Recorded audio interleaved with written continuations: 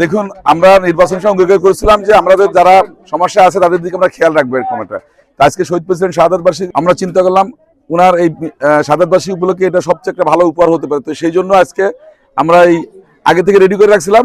এই দিবস উপলক্ষে আমরা আজকে ঘরটা এই হীরার আম্মুকে হ্যান্ড ওভার করছি। আসলে ওনার মেয়ে নিয়ে উনি থাকেন এখানে পলিথিনের ভিতরে থাকতো।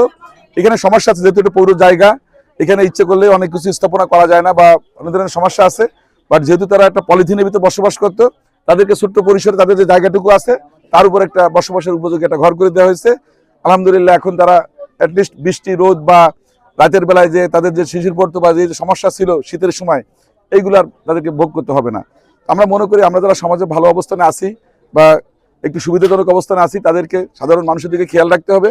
এবং আমরা আশা করব যে আমাদের এই মোংলা পৌরর অনেক নেতৃবৃন্দ আছেন যারাও সক্ষম, তারাও ছোট ছোট পরিসরে উদ্যোগ নিয়ে প্রত্যেকটা সুবিধাবঞ্চিত মানুষের পাশে দাঁড়াবে।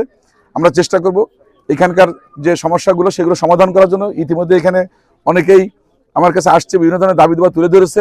আমরা নতুন সরকার গঠন করেছি, আমরা মানুষের সমর্থন নিয়ে দেশ পরিচালনার দায়িত্ব পেয়েছি। আমরা চাই তাদের প্রত্যাশাগুলো পূরণ করতে। আর আমাদের প্রিয় নেতা তারেক রহমান সাহেব প্রতিনিয়ত এই দেশের সাধারণ মানুষের যে প্রত্যাশা সেগুলো পূরণের জন্য উনি কাজ করে যাচ্ছেন। আর আমি তার ক্যাবিনেট একজন সদস্য হিসেবে আমিও চেষ্টা করবো আমার জনপদে যেটা আছে সারা দেশের পাশাপাশি সেদিকেও খেয়াল রাখার জন্য।